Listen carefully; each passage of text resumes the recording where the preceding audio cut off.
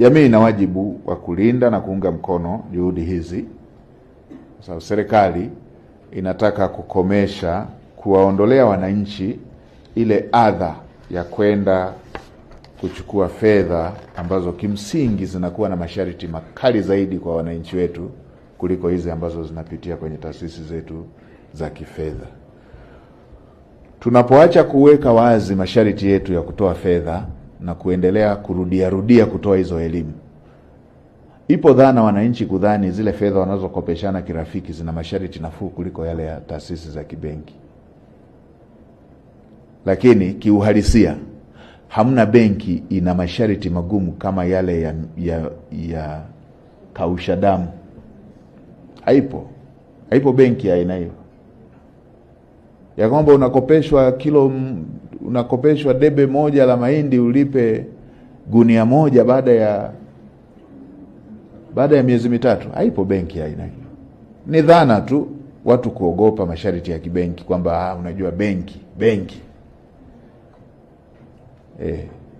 Na pengine watendaji wakuu, angalieni uwezekano labda wa kupunguza pia pages zile za mkopo.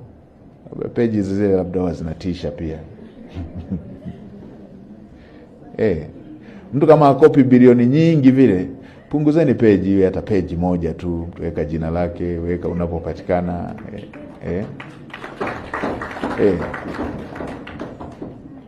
Zinakuwa ndefu sana na page hii na page, watu wanaogopa. Lakini mimi katika kufuatilia, nimekuja kufuatilia, hakuna benki na masharti magumu kama yale ya kausha damu ambao watu wanakimbilia. Na mbaya zaidi, wanaokimbilia si watu tu ambao unaweza ukasema labda wako vijijini ama wapi, mpaka watumishi wa benki kuu wamo kwenye kausha damu.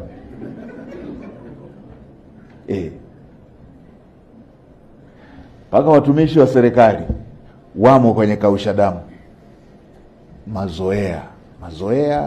Mazoea na uoga wa kudhania benki si kwa ajili ya mimi, labda ni kwa ajili ya mtu mwingine. Nadhani tuendelee kuweka wazi masharti haya, watu wasiendelee kuogopa benki, waache utaratibu usio rasmi, unaumiza watu wengi. Utaratibu usio rasmi unaumiza watu wengi. Sisi ndani ya serikali tutaendelea kuchukua hatua kwa wale ambao wanafanya ukopeshaji huo usio rasmi unaoumiza watu, masharti yake hayajadhibitiwa. Mheshimiwa Waziri wa TAMISEMI, endelea kuelekeza wakuu wa mikoa, wakiwaona watu wanaofanya hivyo, wanaoumiza watu wananchi kwa masharti ambayo ni ya kinyonyaji. Unatumia shida ya Mtanzania mwenzako kufanya unyonyaji, unamweka kwenye mkanda, kwenye mnyororo wa kinyonyaji. Hiyo inasababisha umaskini kwa watu wetu. Anaondoka kwenye kutumikia taifa kuleta maendeleo, anatumikia mkopo wa kinyonyaji. Kwa hiyo hilo tunaendelea kudhibiti. Lakini rai yangu kwa taasisi zetu za kifedha, endeleeni kutoa elimu. Na pengine anzisheni dirisha la kulea watu mnaofanya nao kazi. Watu wanaogopaga wanapoona ile shuruba ile, wanapoona harakati zinazompata yule aliyefilisika, yule aliyepata shida, akiyumba, biashara yake ikiyumba. Tengenezeni dirisha linalolea watu wanaopata mitikisiko. Msishindwe na baba zetu wa Kisukuma, wa Kimasai, wa Kinyiramba. Wakati wa shida ya malisho, ng'ombe ambaye amewahi kutoa maziwa akipata msukosuko, wanamuondoa kwenye kundi kubwa, wanamuweka kwenye special attention ili apone, arejee tena.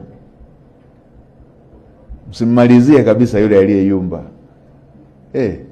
Msimmalizie aliyeyumba. Watu wengine wanakwepa benki kwa kushuhudia kwamba ikitokea nimechelewa itakuwaje. Anamuona yule yule ambaye hawaandikishiani sana kama ni unafuu, lakini kiuhalisia hakuna unafuu kwenye kausha damu. unafuu huko kwenye taasisi zilizo rasmi za kibenki. Kwa tuendelee kurekebisha tu hayo. Unafuu upo kwenye taasisi zetu zilizo rasmi. Kwanza, masharti yake, riba zake zimepoa ukilinganisha na hawa wakausha damu hawa, na hawa wa taasisi zisizo rasmi, watu binafsi hao ambao wengine riba zao hawako rasmi na wala hazijawa regulated.